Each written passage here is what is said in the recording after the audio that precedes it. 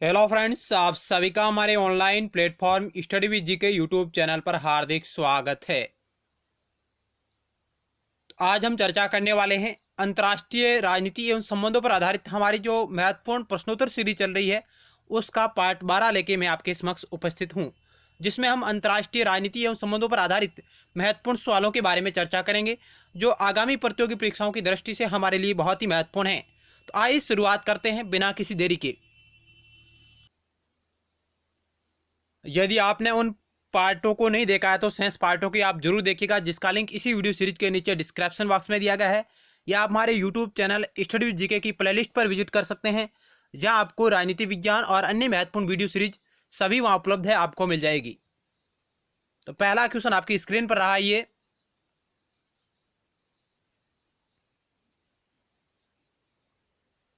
पहला सवाल क्या कह रहा है कि खुला आकाश योजना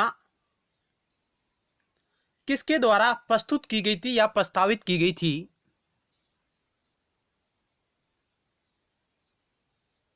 अमेरिका के द्वारा, चीन के द्वारा, पूर्व सोवियत संघ के द्वारा, भारत के द्वारा। ओपन स्काई प्लान है किसके द्वारा प्रस्तावित किया गया था? चार ऑप्शन आपके समक्ष रहे, क्या होगा इस क्वेश्चन का राइट आंसर? आप इसे अनुमान लगाएं, गैस करें।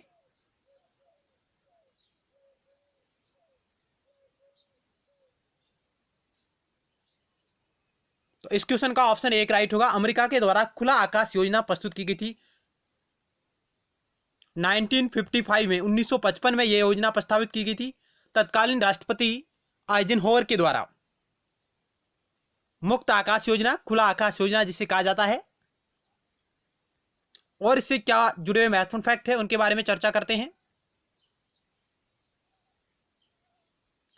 21 जुलाई 1955 को तत्कालीन अमेरिकी राष्ट्रपति आइजनहोवर ने ओपन स्काई योजना प्रस्तुत की थी। खुला आकाश योजना राष्ट्रपति ड्वाइट डी आइजनहोवर ने 1955 में जिनेवा शिखर बैठक में फ्रांस, ग्रेट ब्रिटेन और सोवियत संघ के प्रतिनिधियों के साथ अपनी खुले आसमान योजना प्रस्तुत की। यानी जिनेवा में एक शिखर बैठक हो रही थी तत्कालीन समय में, जो फ्रांस, ग्रेट ब्रिटेन और सोवियत संघ के प्रतिनिधियों के साथ उस वक्त बैठक हो रही थी। उसमें अमेरिकी राष्ट्रपति आइजनहोवर ने 21 जुलाई 1955 को अपनी जो ओपन स्काई योजना है वो उसमें प्रस्तावित की थी, लेकिन उस योजना को हालांकि कभी स्वीकार नहीं किया गया।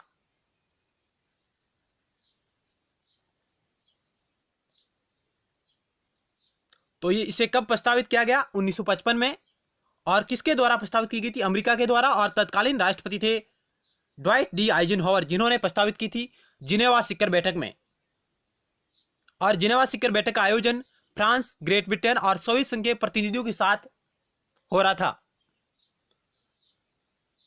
चलते हैं नेक्स्ट क्वेश्चन की ओर।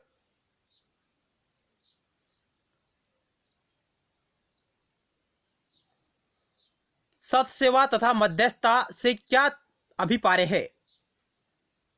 संयुक्त राष्ट्र संघ की हस्तक्षेप से विवादों को सुलझाने का तरीका, तीसरे पक्ष द्वारा राज्यों के वादों को सुलझाने का प्रयास, पंच न्यायालय द्वारा निर्णय करना विवादों का, उपरोक्त सभी।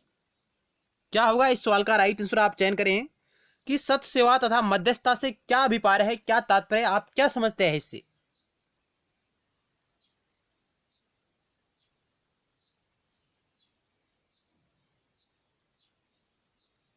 इस क्वेश्चन का ऑप्शन टू राइट होगा। तीसरे पक्ष द्वारा राज्यों या राष्ट्रों के मध्य जो विवाद है उन्हें सुलझाने का प्रयास करना। यदि हम माने जैसे कि ताशकंद समझौता भारत और पाकिस्तान के मध्य 1967 में हस्ताक्षरित हुआ, तो इसमें तीसरे जो पक्ष ने सहयोग किया, जिसकी मध्यस्थता रही, वो था सोवियत संघ यानी रूस। हम समझ सकते हैं कि तीसरे पक्ष द्वारा राष्ट्रों के विवादों को सुलझाने का प्रयास करना। जैसे भारत और पाकिस्तान के मध्य विवाद था 1967 में, जब ताशकंद समझौता हुआ, तो वह सोवियत संघ यानी रूस के माध्यम से रूस के माध्यम से उसे हल करने का प्रयास किया गया था, उसका इसमें सहयोग रहा था। तीसरे पक्ष द्वारा राज्यों के विवादों को सुलझाने का प्रयास सत्य सेवा तथा मध्यस्थता है। चलते नेक्स्ट क्वेश्चन की ओर।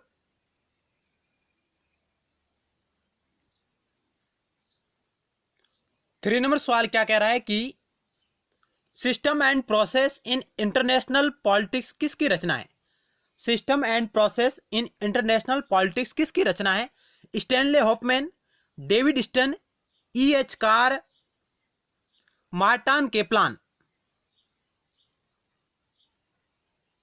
ऑप्शन 4 आपके समक्ष है। Stanley Hoffmann, David Easton, E.H. Carr, Morton Kaplan. System and process in international politics किसकी रचना है?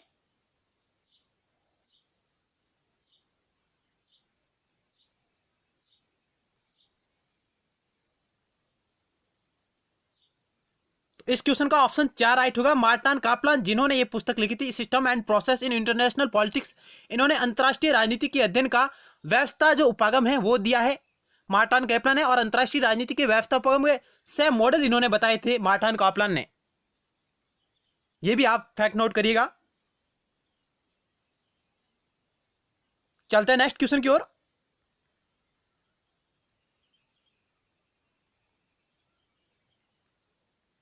निम्नलिखित देशों में से किसे चीन ने सामाजिक साम्राज्यवादी शक्ति के रूप में वर्णित किया था? यानी चीन के द्वारा किस राष्ट्र को सामाजिक साम्राज्यवादी शक्ति के रूप में वर्णित किया गया था? America, USSR, Japan, Bharat. क्या होगा 4 नंबर सवाल का राइट आंसर? आप गैस करें। तो इस क्वेश्चन का ऑप्शन 2 राइट होगा। चीन ने यूएसएसआर यानी सोवियत संघ को सामाजिक साम्राज्यवादी शक्ति के रूप में वर्णित किया है। चलते हैं नेक्स्ट क्वेश्चन की ओर।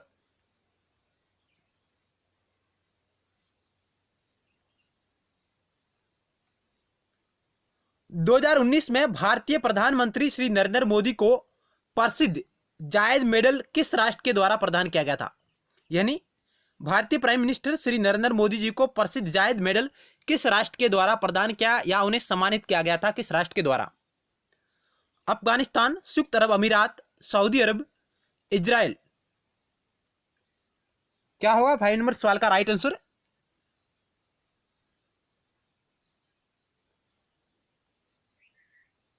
ऑप्शन 2 राइट होगा। संयुक्त अरब अमीरात के द्वारा जो जायद मेडल है उससे सम्मानित किया गया था मोदी जी को, और मई 2019 में।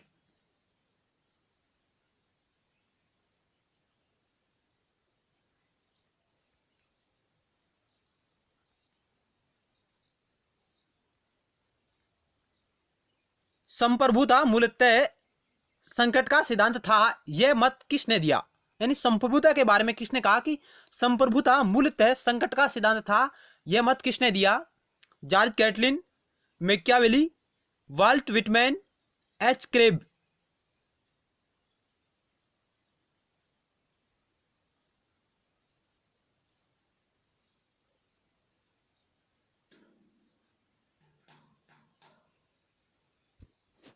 ऑप्शन 4 राइट होगा। एच क्रेब ने कहा कि संप्रभुता मूलतः संकट का सिद्धांत था।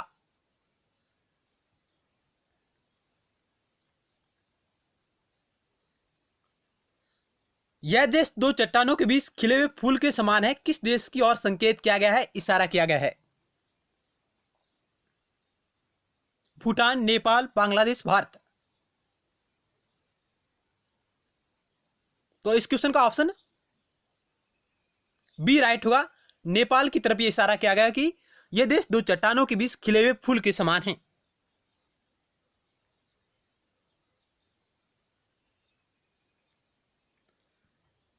कलादान मल्टी मॉडल ट्रांसपोर्ट परियोजना किन दो देशों के मध्य है? Bharat Myanmar, Bharat Maldives, Bharat Bangladesh, Bharat Afghanistan. Kaladan multi modal transport परियोजना किन दो देशों के बीच है? तो इस क्वेश्चन का ऑप्शन ए राइट होगा। भारत और म्यांमार के मध्य यह जो कलादान मल्टी मॉडल ट्रांसपोर्ट परियोजना है, ऑप्शन ए आपका राइट आंसर हो जाएगा।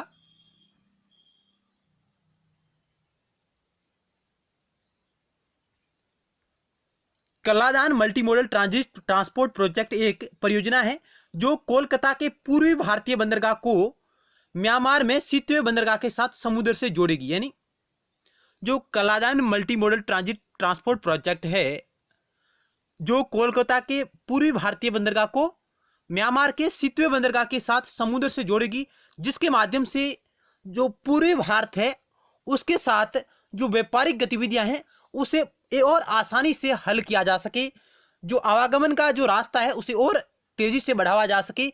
इसके लिए इस परियोजना पर इन दो देशों के मध्य काम चल रहा है। तो यह कोलकाता के पूर्वी भारतीय बंदरगाह को म्यांमार में सितवे बंदरगाह के साथ समुद्र से जोड़ेगी, जिसमें कलादान जो म्यांमार की नदी है, ये फैक्ट आप नोट कर सकते हैं। चलते हैं नेक्स्ट क्वेश्चन की ओर।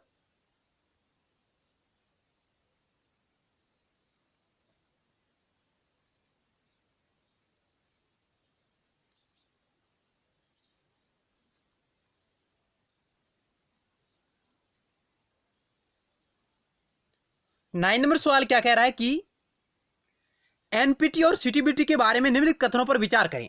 एनपीटी और सीटीबीटी के बारे में निम्नलिखित कथनों पर विचार करें और सही कथनों का चयन करना आपको।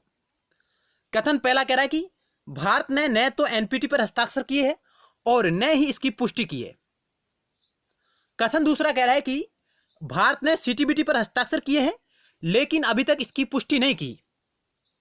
ऊपर दिए गए कथनों में से कौन सा सही है वो आपको चयन करना है। क्या पहला सही है, क्या दूसरा सही है, क्या पहला व दूसरा दोनों सही है, न तो पहला है न ही दूसरा है। क्या होगा राइट आंसर आप चयन करिएगा।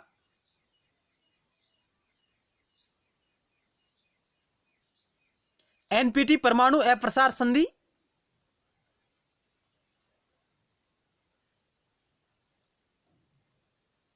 CTBT comprehensive test ban treaty. NPT कब हस्ताक्षरित हुई? 1968 में, और सीटीबीटी 1996 में। 1996 में ये हस्ताक्षरित हुई थी, ध्यान रखिएगा।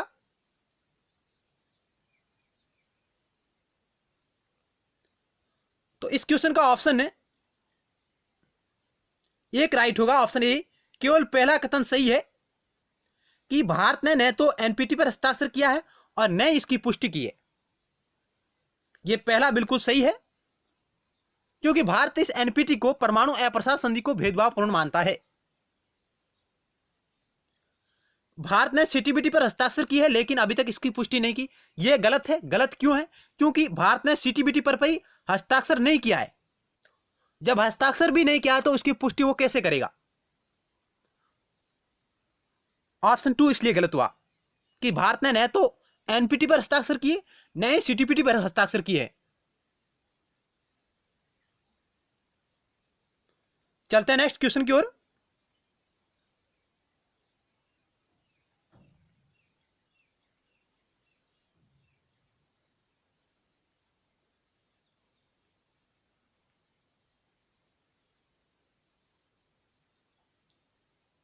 भारत और म्यांमार द्वारा कलादान परिवहन परियोजना में परिवहन के निम्नलिखित में से कौन से तरीके हैं?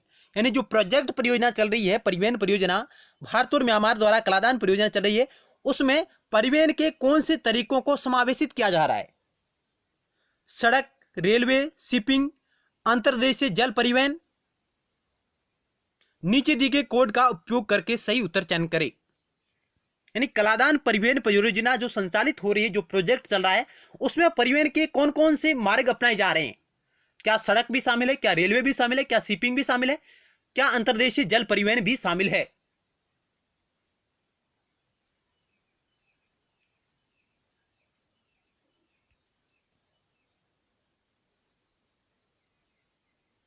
इस क्वेश्चन का ऑप्शन बी राइट होगा। पहला, तीसरा, चौथा सही है। नहीं, इसमें सड़कों को समावेशित किया गया है, शिपिंग को समावेशित किया गया है और अंतर्देशीय जल परिवहन, इन तीनों को समावेशित किया गया है, जबकि रेलवे लाइन इसके अंतर्गत नहीं बिछाई जा रही है। तो ऑप्शन बी आपका राइट आंसर हो जाएगा। पहला, तीसरा और चौथा बिल्कुल सही है। चलते हैं नेक्स्ट क्वेश्चन की ओर।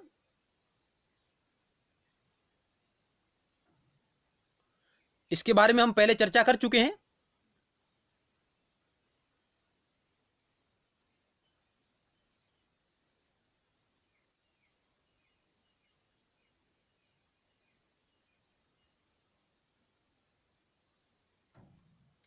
भारत और सोवियत शांति, मैत्री एवं सहयोग संधि कब हुई? कब हस्ताक्षरित हुई थी? जो एक प्रकार की 20 वर्षीय संधि थी। यानी भारत और सोवियत संघ के मध्य एक 20 वर्षीय संधि कब हस्ताक्षरित हुई थी? अगस्त 1971, अगस्त 1970, अगस्त 1972, अगस्त 1995।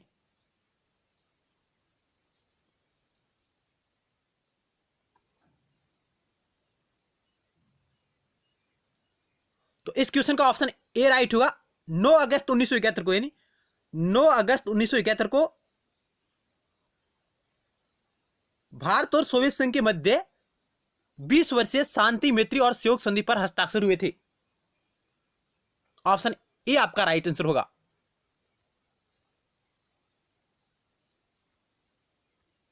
सोवियत विदेश मंत्री आंद्रेई ग्रोमिको भारत आए, यानी 1971 में सोवियत विदेश मंत्री आंद्रेई ग्रोमिको भारत आए और 9 अगस्त 1971 के दिन उन्होंने भारत के तत्कालीन विदेश मंत्री सरदार शरण सिंह के साथ सोवियत भारत शांति मैत्री सहयोग संधि पर हस्ताक्षर किए।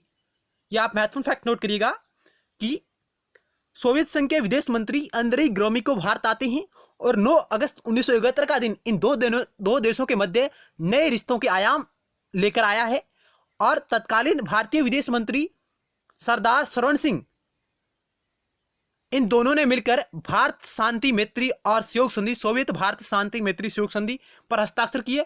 यह संधि दोनों देशों के दोस्ताना संबंधों में एक मील का पत्थर रही है और यह 20 वर्षीय संधि थी। ध्यान रखिएगा मित्रों, 20 वर्षीय संधि।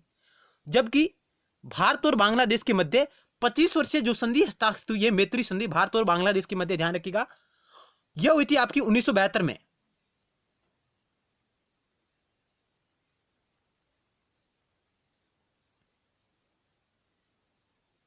तो आज की इस वीडियो सीरीज के अंतर्गत हमने चुनिंदा महत्वपूर्ण सवालों के बारे में चर्चा की।